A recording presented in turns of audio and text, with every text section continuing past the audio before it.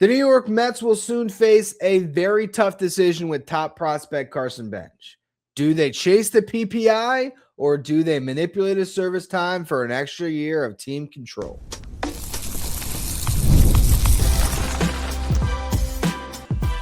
You are Locked On Mets, your daily New York Mets podcast. Part of the Locked On Podcast Network, your team every day.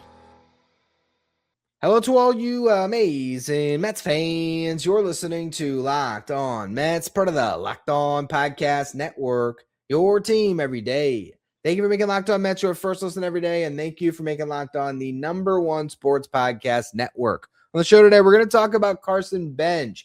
He is a prospect that has a chance to win Rookie of the Year this year, and with that, he is an interesting test case for what the Mets choose to do when it comes to the prospect promotion incentive. I'm going to explain all of that in the first segment because there is a draft pick the Mets could gain by starting him on the big league roster on opening day. In the second segment, I'll talk about what could stand in his way of breaking camp at the Mets. In the final segment, we'll change gears a little bit and talk about what we saw in the field in the Grapefruit League for the Mets on Monday.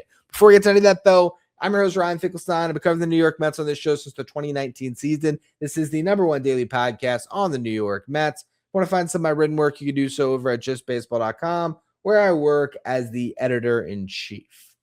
So let's talk about the prospect promotion incentive for those of you who are unaware of what that is and what I'm talking about. This is a new addition to the collective bargaining agreement. The last time they made a new one back in, was it 2021, 2022? When was that? It was, I guess, the season between the offseason of 2021 heading into 2022. So the prospect promotion incentive is supposed to incentivize teams to start their top prospects on the opening day roster. This is to avoid the Kris Bryant situation where a team clearly manipulated the service time of a player because for them, there was no reason not to. Kris Bryant was ready-made when he came up to be a superstar immediately, but they were able to get a 7th year of team control by holding him back in the minor leagues for a couple of weeks. And once he got to the point where he couldn't accrue a full year of service time, here we go. Here's Kris Bryant. So to try to counteract that, teams now can get a draft pick if they start a player on the roster on opening day or soon after, where they will accrue a full year of service time by the end of the season.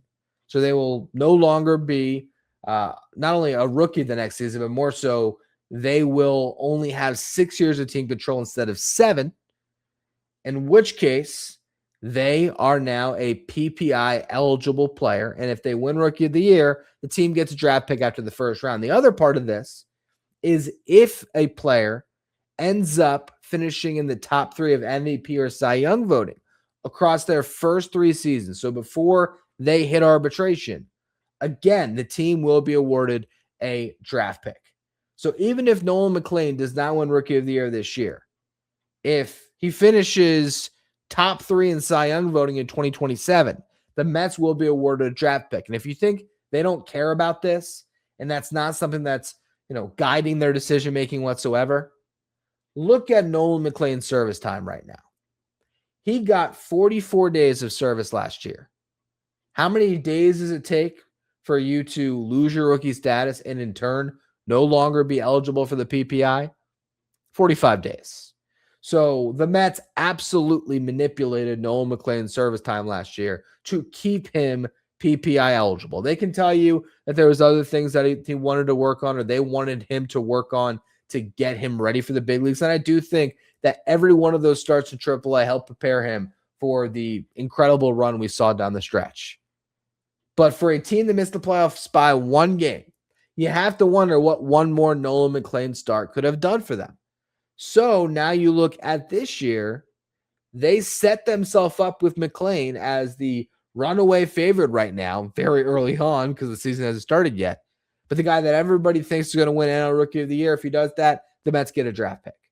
And maybe it's all worth it because honestly, that team last year probably wasn't going on a deep run in the playoffs anyway.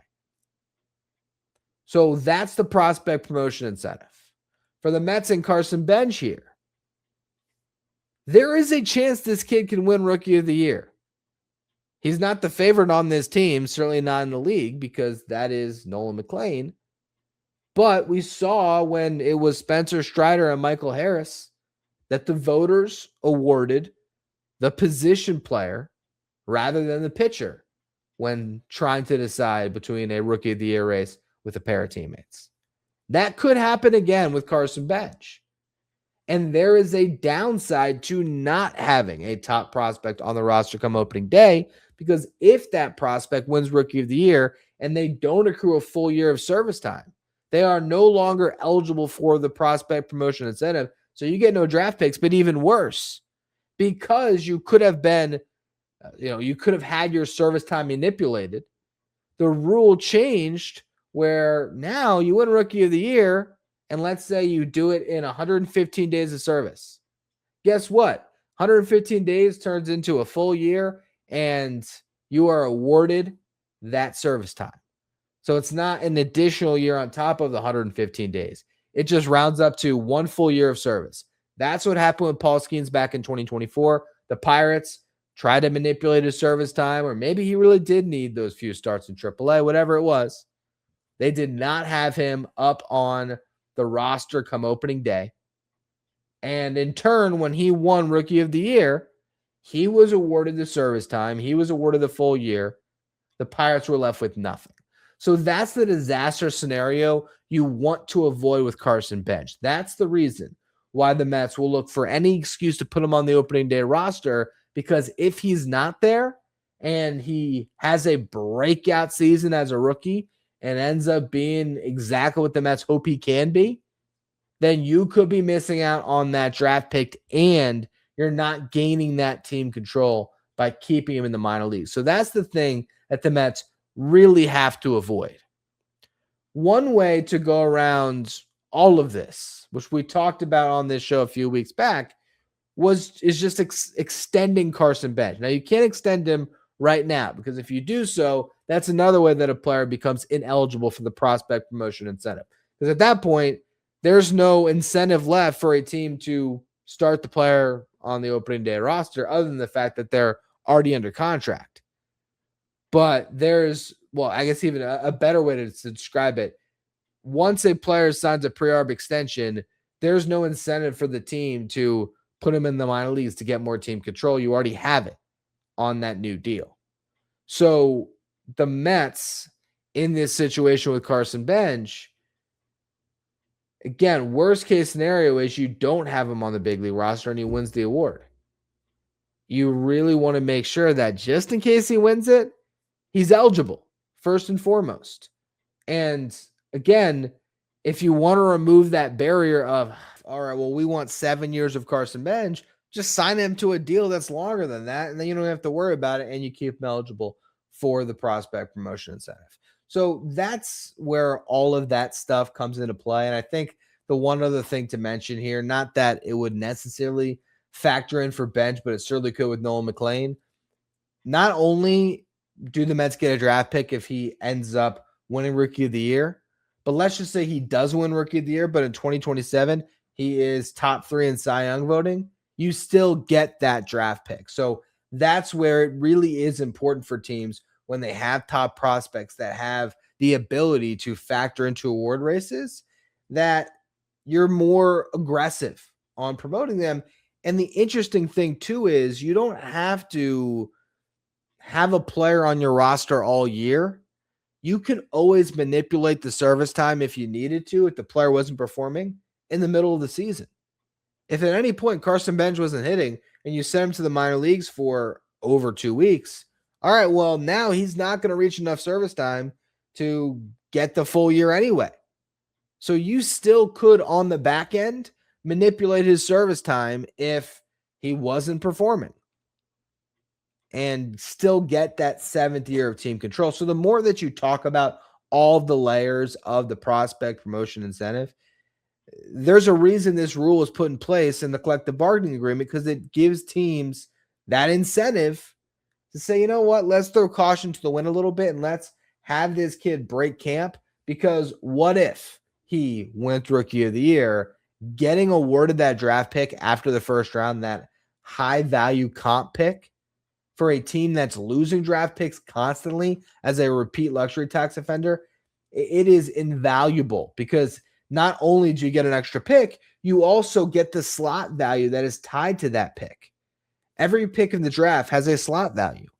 And for teams, all of their draft picks and the slot values that are allotted to them get combined, and that is the money they have to spend on that draft class.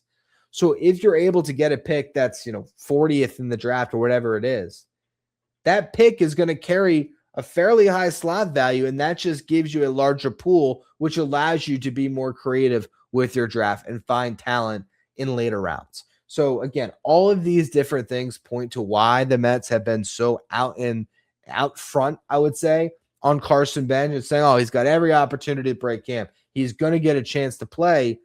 That's because, for one, the kid's ready for it, but also they are really incentivized to just go for it with Carson Benge. The question is, what could stand in his way of breaking camp on opening day? Today's episode is brought to you by Indeed. Hiring isn't just about finding somebody willing to take the job. It's about finding the right person with the right background who can actually help move your business forward. If you want candidates who match what you're looking for, Indeed sponsored jobs is the move, because instead of hoping the right person stumbles across your post, Indeed helps you match with quality candidates by boosting your job listing to the people who fit your specific criteria like skills, certifications, and location. That's what I like about Indeed. You can get specific and target exactly what you need.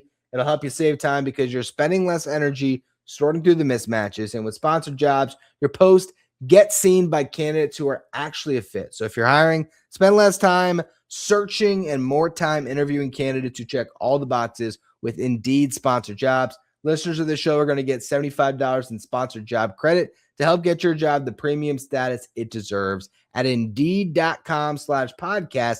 That's Indeed.com/podcast. Terms and conditions apply. Hiring, do it the right way with Indeed.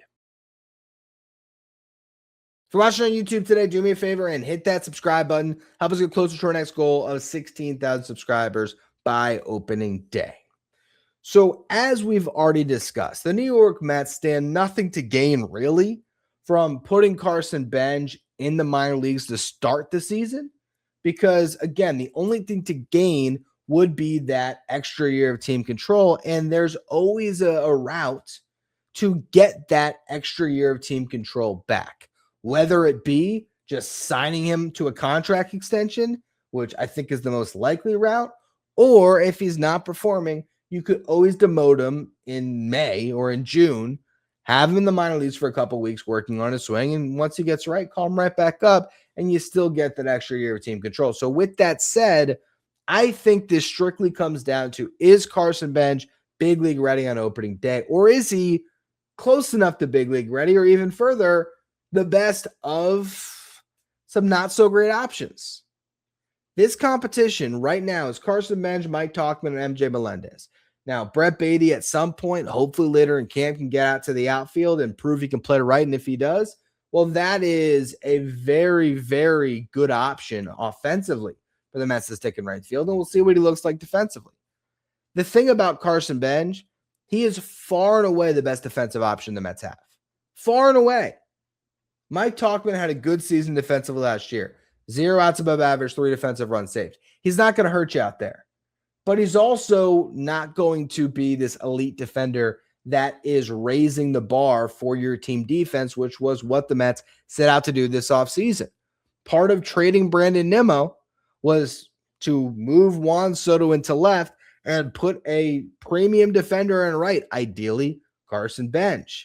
If it's not Benge and it's Mike Tauchman, you're bringing in a guy who's got average arm strength and whose sprint speed last year of 24.9 miles per hour was in the 4th percentile of Major League Baseball. That's not great.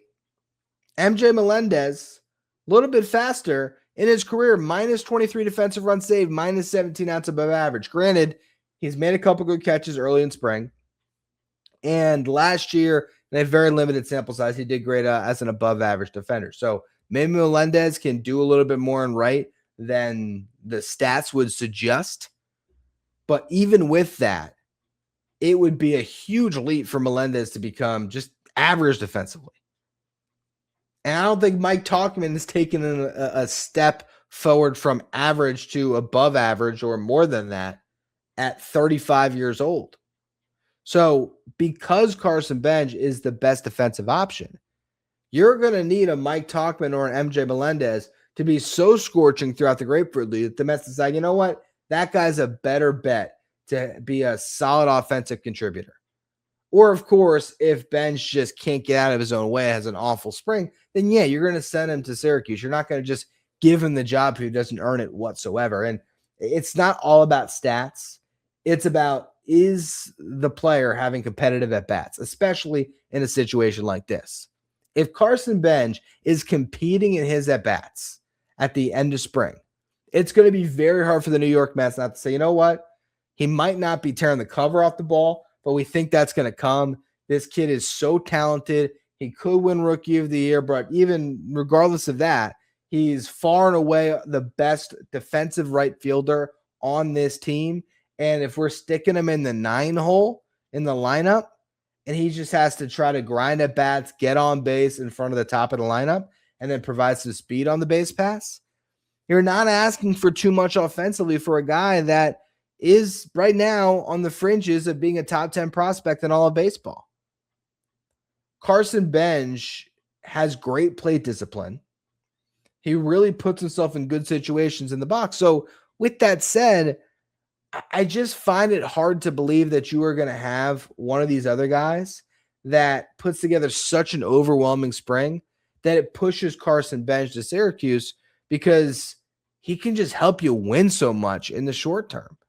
And he has a chance to really pop, win Rookie of the Year, and give you that draft pick. But even regardless of that, I could see Carson Benge having a 4-win season.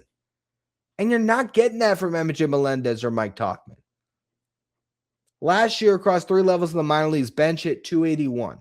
He got on base at a .385 clip, and he slugged at a .472 clip. That was good for an .857 OPS. Across 116 games played, he homered 15 times, doubled 25 times, had 7 triples, so 47 extra base hits in 116 games. He finds barrels, he sprays line drives all over the field, he brings speed to the bases, and he's still learning how to get a little more air pull, launch a little bit more, get that angle to the point where he is driving the ball over the wall, because there is 20 home run power in the tank for Carson Benge. But even more than that, there's 30 to 40 double potential with Carson Benge. And you pair that with what he can do defensively in right field, there's no question that this guy should be the Mets starting right fielder other than his performance. He still has to earn it to a certain extent, but the Mets are going to look for any excuse possible to get this guy in the opening day roster. They're just going to, and rightfully so, because I really think he can help them that much. The alternatives really aren't that great, and you still have that extra carrot that could end up coming to fruition at the end of the season, where guess what? Carson Benge just shocked the world and won Rookie of the Year. It wasn't Nolan McLean. You still get that draft pick. So I wanted to take a show here to really explain all the different ramifications of this decision that the Mets will make. I thought about doing my Fink projections today on what Carson Benge will do this season, but honestly, I need to see more. He's had, 4 or 5 spring training at bats. I need to see a little bit more so that I can get a gauge of where he's at going into opening day. It'll also help if we know he's on the roster before I make those projections, but they will come in due time. For now, I just wanted to spend some time talking about where the situation is with Benge and what the Mets are going to be looking for here before they make that decision ahead of opening day. Now, in the final segment today, we're going to talk about a baseball game that was played on Monday. Who stood out in the Grapefruit League for the Mets? I will go through that to close out the show in just a minute.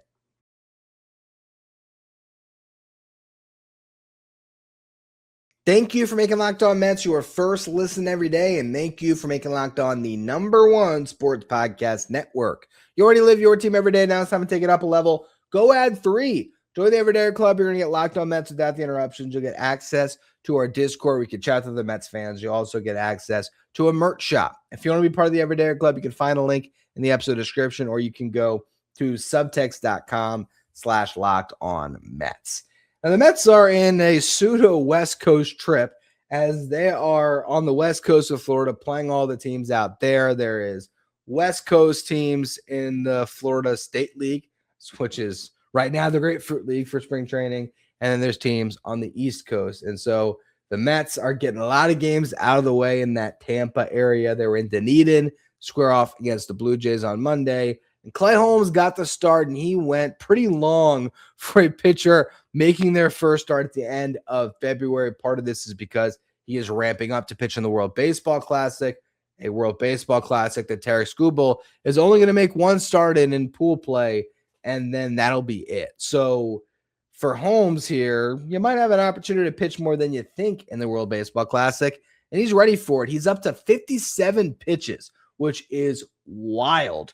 30 of them were for strikes. He walked 2, struck out 3, gave up 1 hit across 3 2/3 innings pitched. Only issue that 1 hit was a 2-run homer off the bat of new Blue Jay Kazumu Okamoto. So that was really the one mistake for Holmes. Other than that, he looked good. The Mets tied up the game right after that homer in the top of the 3rd inning as Jackson Clough hit a leadoff single and stole second base. Nick Morabito had an RBI single, and he also stole second base and would eventually score on a hustle double by MJ Melendez that tied up the game. Morabito looked really good in this one. Obviously, the hit as well as scoring the run, but he also made a leaping catch into the stands in foul territory.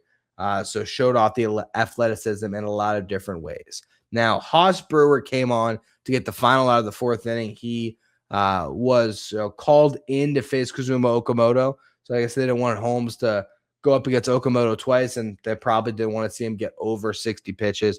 Maybe the final line was supposed to be 55 pitches, and he went just a shade above that with 57. Regardless, Brewer got the final out of the inning, and then it was on Tobias Myers, who went 2 1/3 scoreless, gave up 3 singles, walked none, struck out 3, looked really solid out there, showing that ability to pitch out of the pen in long relief, and he too pretty far along for a pitcher this early in camp. But the guy I really wanted to talk about that just jumped off the screen is Ryan Lambert. Those of you who listened to, I think, the non-roster invite show a couple weeks back, I talked about all the guys that were invited to big league camp, and Ryan Lambert was one that stood out, and I talked about how he has the chance to be a future closer. We saw that on full display in this game. Obviously, it's spring training, but he was sitting 97 and 99 on the fastball. And he threw a fastball at 98 miles per hour with an induced vertical break of 23 inches. Now, what is induced vertical break? That is the perceived ride or rise on the fastball. It's really fastballs defying gravity and not getting pulled down the way they should, and staying on plane. But it gives you that ride, that rising action that is so tough for hitters up in the zone. And for Lambert to be able to have an induced vertical break of 23 inches is nuts. It's nuts. That's crazy. Jonah Tong has one of the best fastballs in minor league baseball. And it's largely because of his induced vertical break that sits more at like 20, 21 inches. 23 inches is crazy, especially when it's at 98, 99 miles per hour. It's almost an unhittable fastball. It's really tough. You need to have a hitter that's just great up in the zone that can measure it, but that's a pitch that is already big league ready. The question with Lambert is just refining his control and showing the ability to have a really good slider to pair with that fastball. And it did look good in this game. He struck out 3 of the 4 batters that he faced. The one exception was a bloop single, but a dominant performance from Ryan Lambert, a guy that has a real outside chance to make this team because he's not on the 40-man roster. He also hasn't pitched in Syracuse yet. But you never know. If he just has stuff that is that overwhelming, that overpowering, the Mets might not have a choice. They might just have to put the best arm they can in the bullpen and let it go from there. So we'll see what Ryan Lambert looks like the next time out. We'll see how many opportunities he gets, because you can see guys like Lambert who are prospects with their first invite to camp where they get in a game or two, but then they are kind of quickly cut and put to minor league camp. We could absolutely see that with Lambert. I'm not going to predict that he's going to make the opening day roster, but his stuff is disgusting, and we finally got a chance to see it, and it proved to be up to the billing for sure. Christian Pache is one last guy to discuss on today's show because he went 1 for 2 in this game, I believe, and he homered. But so far in spring, across 2 games, guy's hitting 600. He's 3 for 5. Those other 2 at-bats were strikeouts, though, for Pache. It's funny. I was talking to our intern here with Locked On Mets. We were going back and forth today, and he mentioned, Christian Pache had a great game. Maybe he was the player of the game in spring training here, which is cool. Big home run, shows off the glove in center field. But the funny thing about it was I told the intern, I said, listen, Christian Pache can hit for the cycle 3 days in a row, and I don't think he breaks camp. I just cannot see a world where Pache, for one, sustains this because he hasn't hit a lick in his big league career. But for Pache to end up pushing the Mets to actually have him on the roster when they already have Tyrone Taylor, who's going to fill a very similar role to what Pache would, and they just picked up Luis Robert. Like, there's no room in the center field mix. Sure, Pache could play right, and maybe he does factor in with MJ Melendez and, of course, Carson Benge and Mike Tauchman and Brett Baty. Maybe this is just another guy that you can think about that could potentially be part of that mix and be in the outfield at the start of the season. But I don't know. For me, it doesn't really add up to, a guy that's going to break camp. I'd be very surprised, but we'll see. Maybe he stays hot and he can stick around longer than I'm expecting, but I ultimately think that Christian Pache is going to start the season in Syracuse, and he's going to stay in Syracuse for a pretty long time. But if he can hit down there and show that he's got the ability, and if a spot opens up in the outfield, by all means, he could end up being a real difference maker for the Mets this year.